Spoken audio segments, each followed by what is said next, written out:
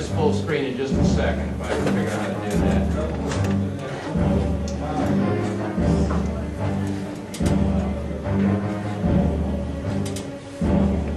That'll work. He called it first. Okay. What we gave on the United States Air Force is supposed to shoot down any aircraft within minutes. So stand down by the chain. Well, that's a very good question. I can't answer it. I wish that I could. Sure, I've heard it before, of course. I thought there are a lot of questions, and these are the reasons why we need to have a new investigation. It was interesting hearing, Dave, especially what you said at the very beginning, to find that I wound up at the same place along different paths. If I'm a preacher, what I'm really interested in are stories. And the way I approach this is a different kind of thing. The government story and conspiracy theory, for me, I'm a conspiracy theorist. There is no theory about 9/11 that is not a conspiracy theory. Conspiracy theory means two or more people plan to do something illegal. Unless you think only one person pulled off 9/11, you have a conspiracy theory, if you have any theory at all. And so for me, the question is, which of the many conspiracy theories really are outrageous? And that's what's worth asking. The problem with government stories, and as someone whose business is stories, it's the fascinating part to me, is that the official conspiracy theory, no matter which version of it you take, always ends with them having to say, and then pigs fly. Right. Because at the end of the story, the part they don't mention next is impossible. It can't happen. So I like to start with the flying pigs part and then work backwards. Here's what I mean by that. One of the datum that comes from the NIST report, you've read this stuff, is that many steel beams were thrown straight outward from the building. In one case, they said a 10-ton steel beam was thrown out 400 feet straight out. Now, gravity cannot do that. Gravity is a downward force. Even if you somehow imagine that a 10-ton steel beam ricocheted off something at a 45-degree angle and was then thrown out, gravity cannot throw anything that heavy 400 feet out. This is real easy common sense.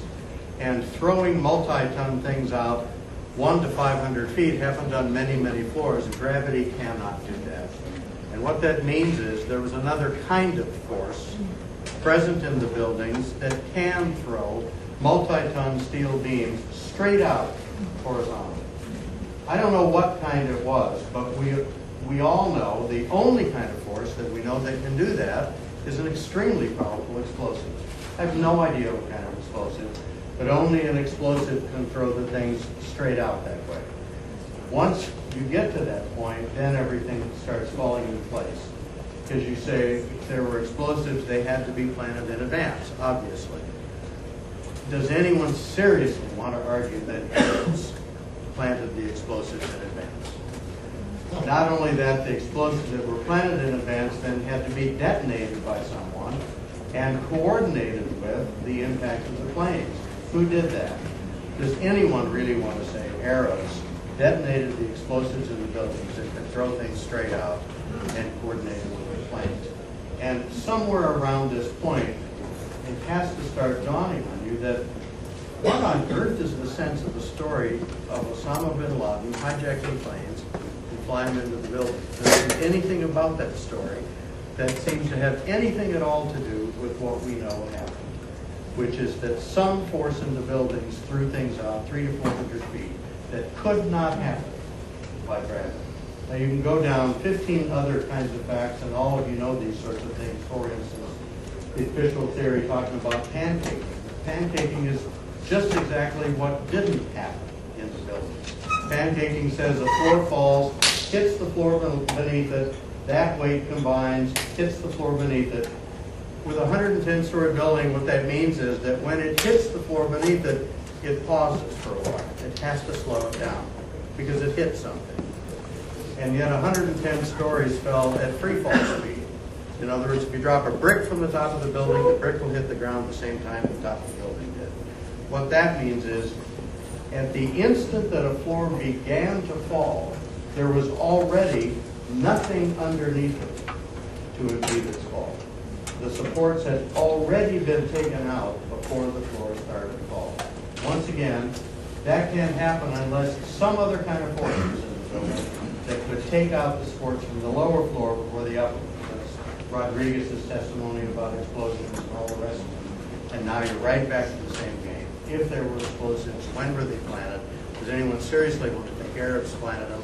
And what on earth did this have to do with Arabs hijacking planes and flying them in the building? In other words, pigs don't fly. And 10-ton steel pieces cannot fly out 400 feet straight from the building without some kind of an immensely powerful explosive throwing them out that far. And that explosive didn't get there the instant the planes hit. It was planted well in advance, not by Arabs. Then the detonation was coordinated, and so on.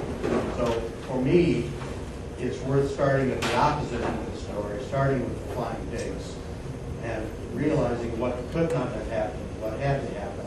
Then go back and ask, why on earth would anyone give credibility to the official conspiracy theory, which seems to have nothing whatsoever to do with anything that happened to the buildings? I don't want to take more time on this. Thank you so much. Have a great day. One of the big things that people always come up and say, Dave, my family thinks I'm nuts. I mean, I can't even get through to them. They won't even look at a video. They won't listen to anything I have to say. They say I'm crazy. They say I don't know what I'm talking about. The people at work, I don't want to lose my job. How many folks have gotten that? Audience participation is mandatory. How many? Come on, folks. Okay, most of you have gotten that. All right, now here's the deal. We somehow have got to get the wall demolished that's in these people's minds. All right, now there are several ways to do it, and we have to have our own little attitude adjustment to be able to make it happen. All right, and here's the example. The question, if the official story is a lie, then what really happened? And official story of fill in the blank, 9/11, Oklahoma City bombing, TWA Flight 800, Kennedy assassination, blah, blah, blah, whatever. If the official story is a lie, then what really happened? How many folks have heard that question? Okay, most of us. Let's examine that question. If the official story is a lie, then what happened? If the official story is a lie, then what happened? Then what happened follows the premise of whether or not the official story is a lie.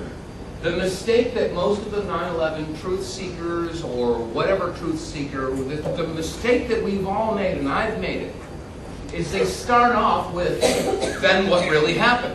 Let me tell you what really happened on September 11th. Let me tell you what really happened with the Kennedy assassination. Let me tell you what really happened with John Lennon's killer. Let me tell you what really happened. And that's when the walls are up because you can't get through. Why can't you get through telling them the truth? Because you haven't established the first part of the question. If the official story is a lie, you can't deal with what really happened unless you deal with the first premise, proving that the official story or whatever story is a lie. We have to place the doubt in their minds first, because once they have that doubt, once they understand and accept the possibility that they've been lied to about fill in the blank, then they will ask the question, what really happened? You can't open up that door to put the information in. They have to open up the door. And that's the mistake so many people make. How many folks have heard of whatreallyhappened.com? Just the title of the website itself is self-defeating. You can't get anybody to accept what really happened about anything unless they ask the question, hey, what happened? So how do you do that? How do you get people to start asking questions? Now here's some fun. I do this all the time. I did it twice a day. I did it at the Walmart parking lot. We pulled the bus in there and stayed there last night after we got in from Dallas. Pulled the Walmart and pulled in there. Whenever I go into a convenience store to check out, blah, blah, blah, blah, blah, I say, hey, can I ask you my own personal poll? And most people go, yeah, it's not threatening.